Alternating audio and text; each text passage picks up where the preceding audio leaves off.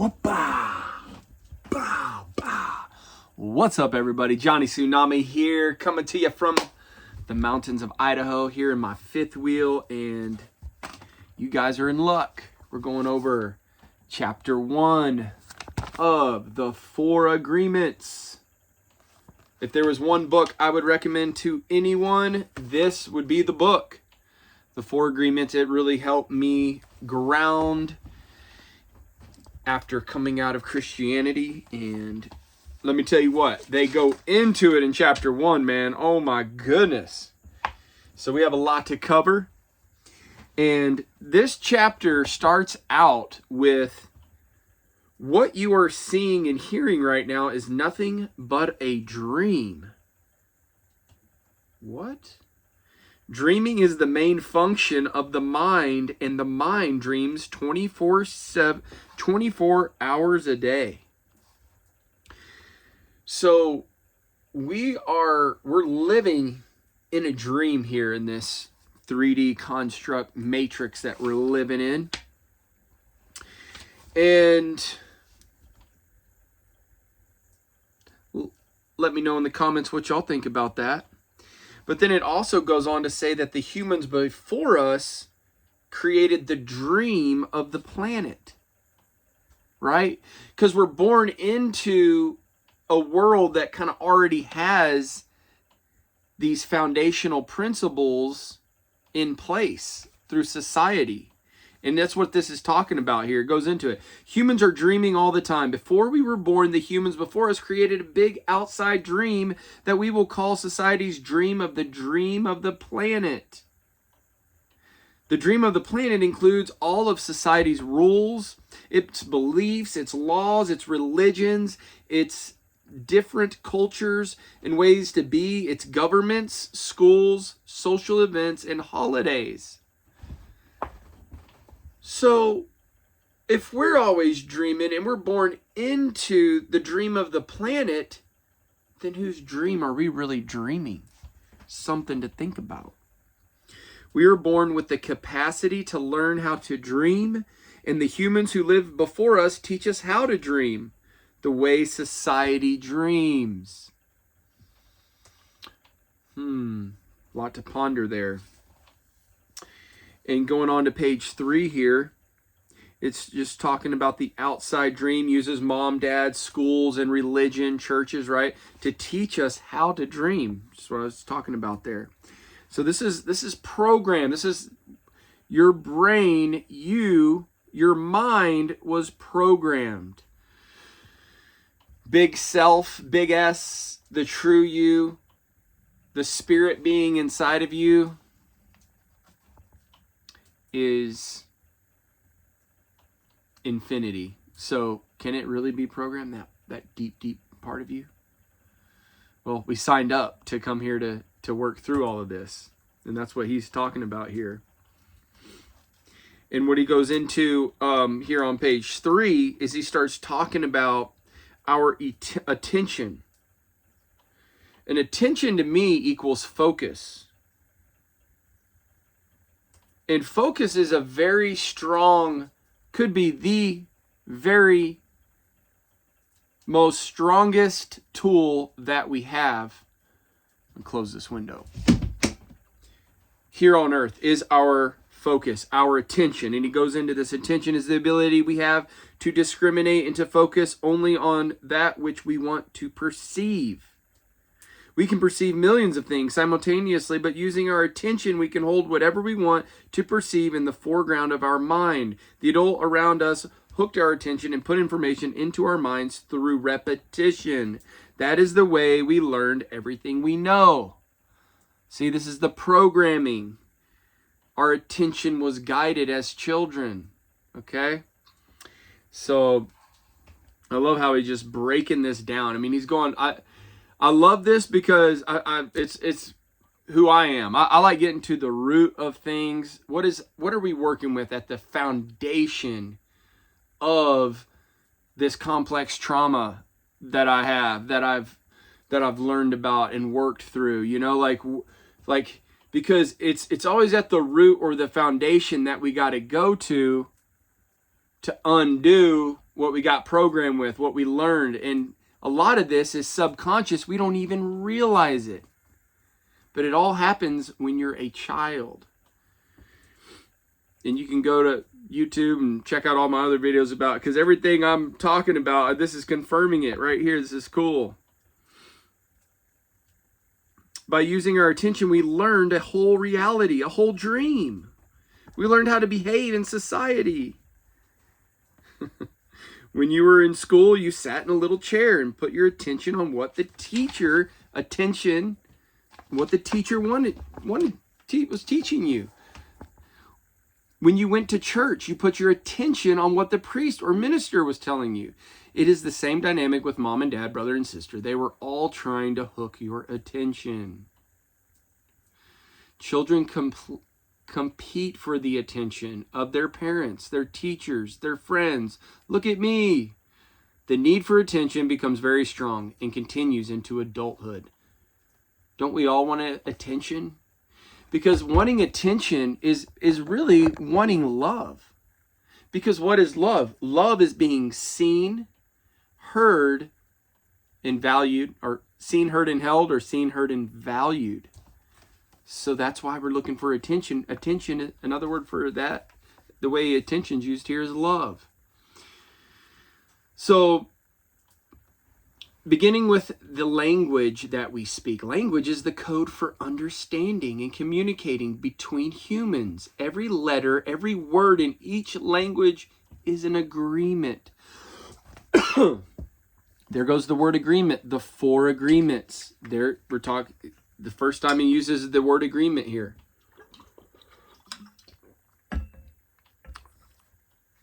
This is very important. What are we agreeing to?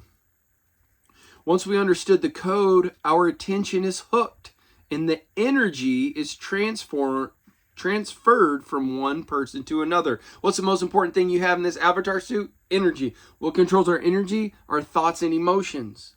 Where do our thoughts and emotion comes from? It comes from the dream. It comes from the conditioning and the program that we went through as a kid, because our attention was guided into the constructs. It was not your choice to speak English. You didn't choose your religion or your moral values, and they already there before you were born. We never had the opportunity to choose what to believe or what not to believe. We never chose even the smallest of these agreements. You see, that's why this is so important, to go within yourself, into your heart, and to know thyself. To know yourself. Who am I? Let's get to the foundation principles of who I am. We didn't even choose our own name. Oh man, my name's been Jonathan my whole life, and I was given that name. I didn't even have a choice. The outside dream may hook our attention. There's the attention again. But if we don't agree, we don't store that information. As soon as we agree, we believe it. And this is called faith. To have faith is to believe unconditionally. So children believe everything adults say. We agree with them. And our faith is so strong that the belief system controls our whole dream of a life. We didn't choose these beliefs, just like I was saying. They were given to us. Powerful, guys. The result is surrender to the beliefs we are out with our agreement. The result is surrender to beliefs with our agreement. So this is what happens as a child. You just surrender.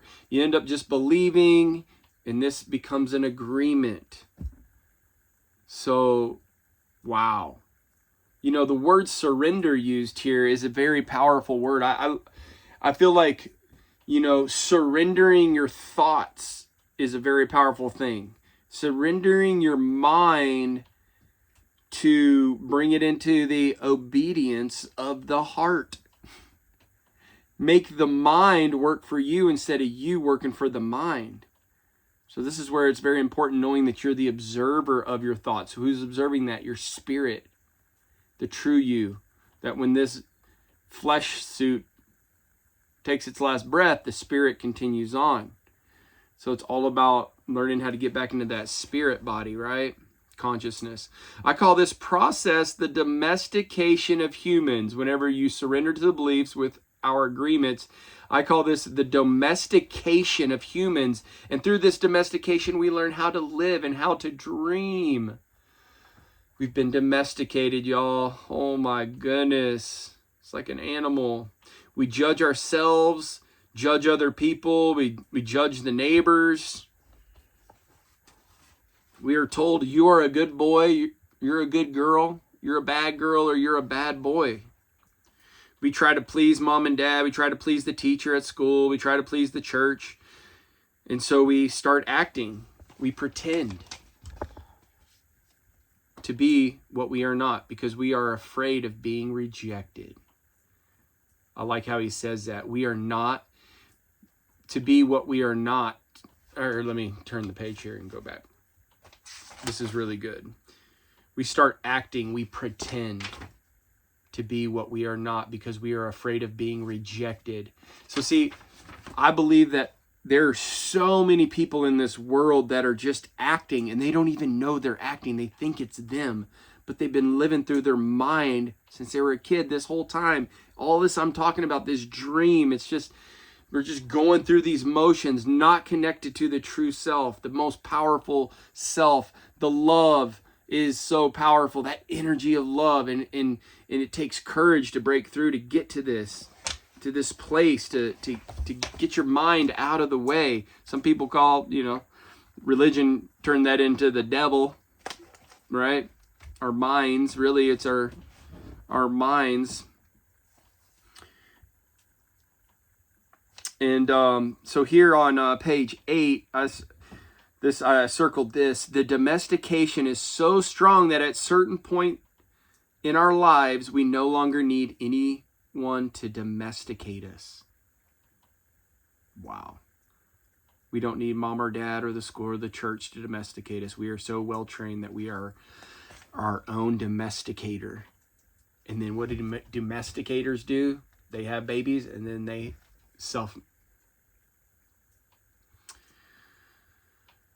domesticate themselves. We are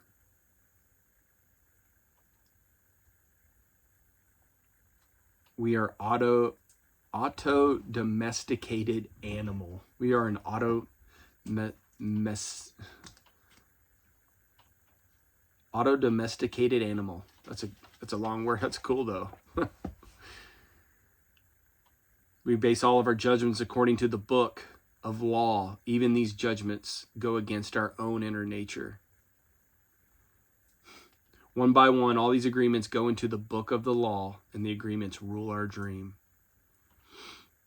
There is something in our minds that judges everybody and everything, including the weather, the dog, the cat, everything. The inner judge uses what is in our book of law to judge everything we do and don't do. See, that's where I got so much freedom coming out of Christianity, because that religion is, even though they say God is love, he's also the judge and executioner. And I don't believe the God that's not in God's nature. Judgment isn't in God's nature, because we all volunteer to come to Earth School to learn lessons. That's like spanking a baby for trying to learn how to walk and he falls down. That's ridiculous. In IFS, Eternal Family Systems, that I'm studying, and I work with people with this method of counseling, is there are no bad parts. Because as he's talking about here in this dream, we take on these beliefs, we take on this programming, and therefore within that programming, we take on shame. We take on guilt. But why?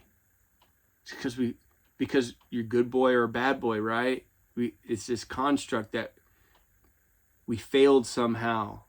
You can't fail. And then we end up living under the tyranny of our own judgment. We punish ourselves. This happens many times a day, day after day, for all the years of our lives. Poor me, I'm not good enough. I'm not intelligent enough. I'm not attractive enough. I'm not worthy of love. Poor me. The big judge agrees and says, yes, you are not good enough. And this is all based on a belief system that we never chose to believe.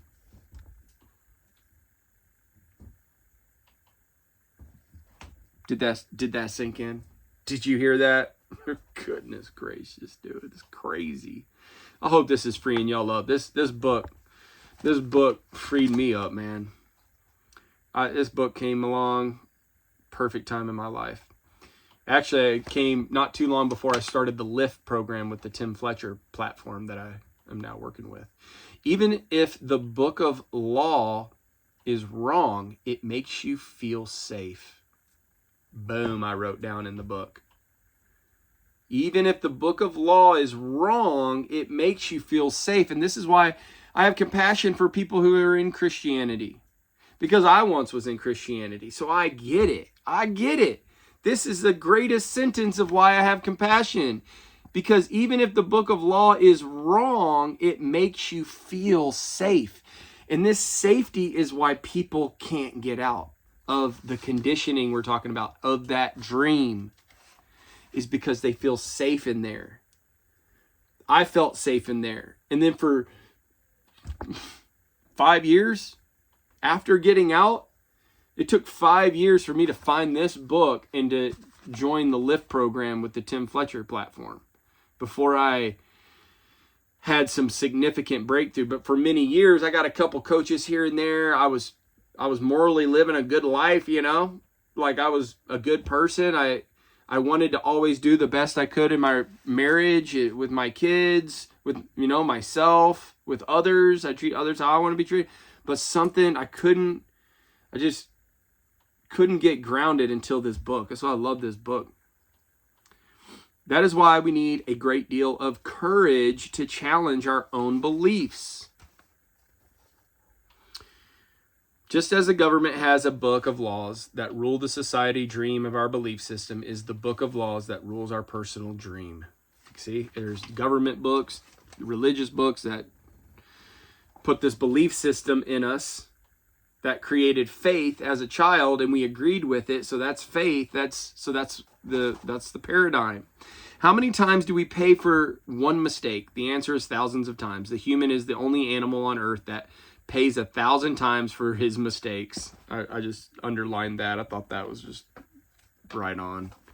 And then on 14 here, it goes into hell. If we compare the dream of human society with the description of hell, the religions all around the world have promulgated, we find they are exactly the same. Religions say that hell is a place of punishment, a place of fear, pain, and suffering, a place where their fire burns you. Fire is generated by emotions that come from fear. Whenever we feel emotions of anger, jealousy, envy, or hate, we experience a fire burning within us. We are living in a dream of hell. If you consider hell as a state of mind, then hell is all around us. Others may warn us that if we don't do what they say we should do, we will go to hell. Bad news. We are already in hell, including people who tell us that. No human can condemn another to hell because we are already there. That's the thing, is we signed up to come to Earth School to learn lessons. We signed up to come to hell. And the hell is our mind controlling this narrative of negativity and self-hate and doubt and fear and worry and all of that. I hope this is blessing y'all, man. Dude, if you consider hell. Okay, so on to page, and then 15, over here, is talking about the truth. What is the truth? All of humanity is searching for truth, justice, and beauty. We are on an eternal search for the truth because we only believe in the lies we have stored in our mind. Know thyself is the highest truth that you can seek out, and you can just keep seeking higher and higher truths of who you are, because at the core of who you are, you see that? Ye are gods. Ha ha, boom, there you go. That's what, if anybody was wondering, ye are gods. That's in Psalms something. Jesus said, greater things will you do than I did. But see, the religious system came along and created the book of laws, manipulated some things, brought in a little Pollyanity. Go check that out. Check out if Western Christianity is closer to Paul's teachings or Jesus's teachings. Dude, Jesus was a mystic. He stood for truth. In that, what is truth? That's what we're talking about here on page 15. We are on an eternal search for the truth. We are searching for we search for beauty because it doesn't matter how beautiful a person is. We don't believe that person has beauty. We keep searching and searching when everything is already within us. See, we're searching for the truth outside of us, but the truth is in us.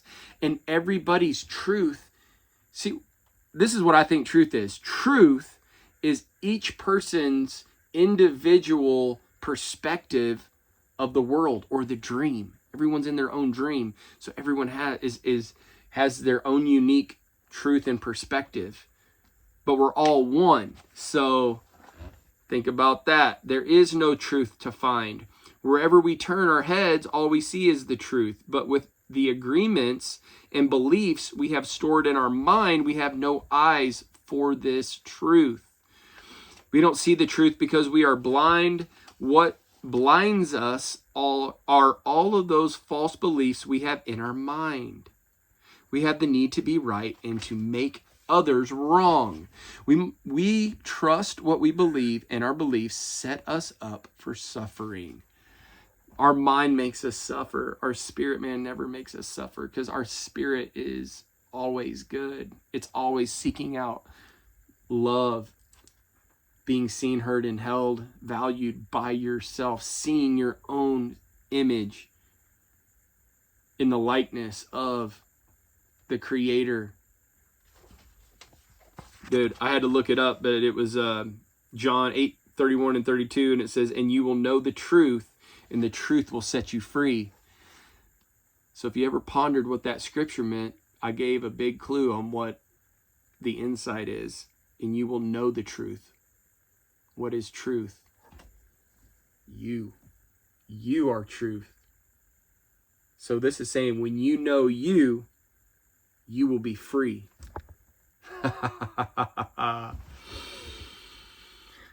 Oh man, that's cool. Dude, that is so cool. And you will know the truth, and the truth will set you free. So how do you get to know yourself? Because in knowing yourself, you become more free. You become free. And you are love. So it takes practice. It takes compassion, patience, curiosity to begin to undo all the neurological pathways in your brain that got conditioned from the dream planet. Your dream, it's like you're working backwards in your dream. It's cool, man. I love this stuff.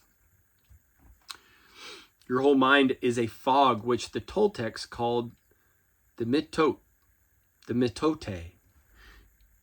And it's basically kind of like a fog. We cannot see who we truly are. We cannot see that we are not free. That's on 16, page 16. And page 17, our biggest fear is taking the risk to be alive. The risk to be alive and express what we really are. Just being ourselves is the biggest fear of humans. We have learned to live our lives trying to satisfy other people's demands. We have learned to live by other people's points of views because of the fear of not being accepted and of not being good enough for someone else. And what is love? Being seen, heard, and valued. So how do we see, hear, and value ourselves is the question. And if you haven't learned how to do this within yourself, the relationship you're in is probably, probably not the best, or it's probably kind of at the level of which you love yourself. I know I realized this with my last marriage, and how, I still hadn't learned to love myself fully. So I was taking and keeping instead of giving and receiving. I hadn't learned how to do that the best. I mean, I could give and take. I could to the capacity that I could, and so I just continue to heal and grow from the beliefs that I accumulated as a child, and I keep showing compassion to myself, loving myself, and showing up for me, and not living in regrets of the past or worries of the future, and to just be with myself. And it's a learning process. So we create an image of how we should be in order to be accepted by everybody. I try to do that by my wife. I try to be accepted by my wife. We especially try to please the ones we love, like your wife or your husband, trying to be good enough for them. We create an image of perfection as perfection. I definitely did that with my ex. We create an image of perfection, but we don't fit this image. We create this image, but this image is not real. We are never going to be perfect from this point of view. Never. Dude, that was so me. I was always trying to be the perfect person for my wife, but I could never be that for her, because being perfect isn't even real. What is that perfect? You're born perfect. You're already born, and we're all here working it out, doing the best we can. Not being perfect, we reject ourselves. So we come up with this concept that somehow we failed, and then through failure, we create this self-judgment, and then through the judgment, we're the executioner, right? So we punish, and with that punishment, we're feeling the shame. And then that shame is creating the suffering or the pain. And then hopefully you choose out of that pain to surrender, to humble out, to cry out to the universe, your higher self, the big S you, the spirit man inside you, the true version of you, your angels, your guardians, your passed on loved ones, and you chill out, and you just, dude, begin to love yourself in a new way, in a stronger way. You evoke your emotions into that, and let that become the thing that you desire more than anything, is to know thyself, to know this love, to experience this acceptance. There's a quote that says, "What you're looking for is what is looking," by Saint Francis of Assisi. And one of the coaches I had in those years of being out of Christianity shared that with me, and I always liked it, but I never could quite. So I'm like, okay, so it's in me. What I'm looking for is what is looking. So whatever I'm desiring, it's in me.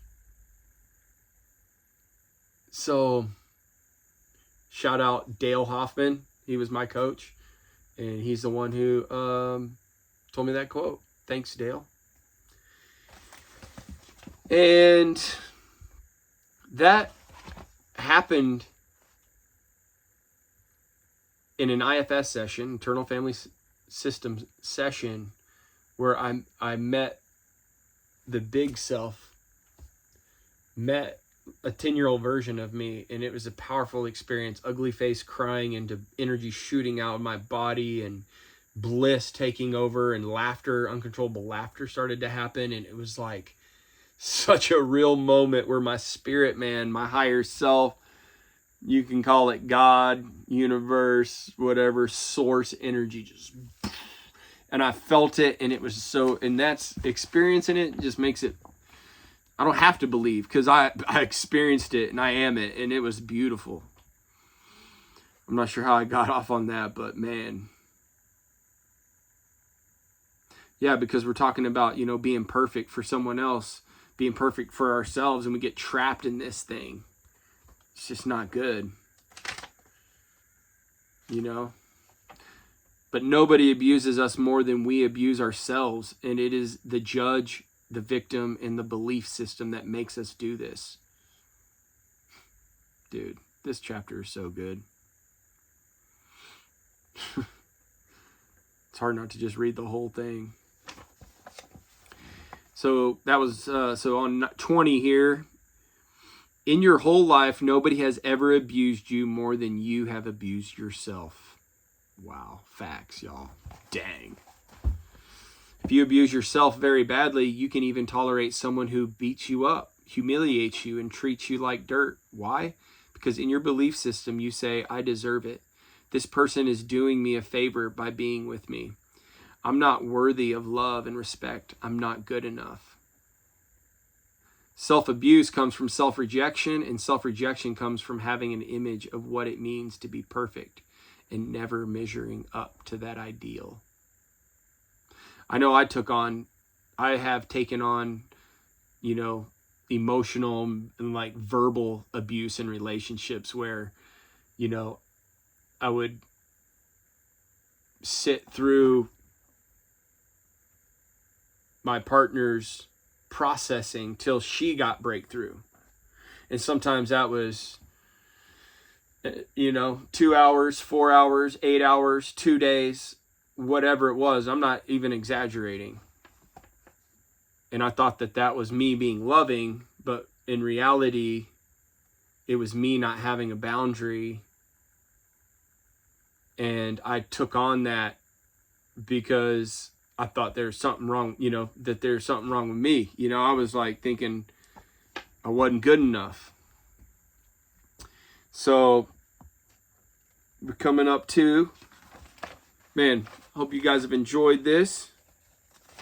Man, this chapter, I thought about breaking it into two parts because so much to cover in this one chapter. But it talks about here in the prelude, agreements is used. There are thousands of agreements. Most important agreement are those ones you made with yourself. In the agreements, you tell yourself who you are, what you feel, what you believe, and how to behave. If you want to live, so right here, one single agreement is not such a problem, but we have many agreements that make us suffer. Are you making agreements that is causing you to suffer? You living out of the mind, bringing on suffering? If you want to live a life of joy and fulfillment, you have to find the courage. Find the what? The courage. What's that going to take? Probably getting uncomfortable and doing something different that you're not used to doing. It's going to be uncomfortable to break those agreements. So to break agreements, you got to get uncomfortable. You got to go through some shit. That are fear-based and claim your personal power. The agreements that come from fear require us to expand a lot of energy. But the agreement that comes from love helps us to conserve energy and even gain extra energy. What's the most important thing? What's the most powerful thing about this avatar suit that we're in is our energy here in this 3D construct matrix we're living in. What controls our energy, our emotions, our thoughts, our emotions, what we agree to, what we don't agree to. Start setting some boundaries. If we can see it, our agreements that rule our own life, and we don't like the dream of our life, we need to change the agreements. When we are finally ready to change our agreements, there are 4 very powerful agreements that will help us to break those agreements that come from fear and a deplete of our energy. Each time you break an agreement, all the power you use to create it returns to you. If you adopt these 4 new agreements, and what are the 4 agreements? Don't take it personal. Don't make assumptions. Be impeccable with your word and always do your best. Boom. Spoiler alert. You need a very strong will in order to adopt the 4 agreements. Let's go. Come on, baby. Come on. Let's go. Self-will, baby. You're strong. You have a strong will. Let's go. You've made it this far. You've made it to this video. It means you're strong and you have a will. Let's go. Come on. But if you can begin to live your life with these agreements, the transformation in your life will be amazing. You will see the drama of hell disappear right before your very eyes. Instead of living in a dream of hell, you will be creating a new dream, your personal dream of heaven. Looking for my bookmark. Put that down. Do you want to live in heaven or do you want to live in hell? Do you want to create heaven on earth? Do you want to create hell on earth? And what is heaven or hell on earth? It's your perspective, your truth that you are dreaming here that comes from the conditioning of being a child. You agreed, you believed, you agreed to stuff that you didn't even know because you were a kid. So what are you going to do? You're going to have the courage to get uncomfortable, to start changing this up. You know, I can't remember when I came across the 4 agreements for the first time, but you know, it was probably at least like a year and a half ago. And I still get waves where my mind, but I'm way more aware. Like I'm aware. I don't even know if I was aware to some degree, but now I can see like, oh, just had that thought. Wow, that's fascinating that I thought, oh, where'd that come from? Oh, that came from when I was a kid and I got, you know, told this or that, or made to feel like I wasn't valued here, or maybe I felt like, you know, I wasn't seen here, so I shut something down. You know, see what I'm saying? So it all works together. It's a beautiful thing to be a part of this book, man, to get this book in your life. I love it because, dude, I just love the way he writes. It's so simplistic and powerful.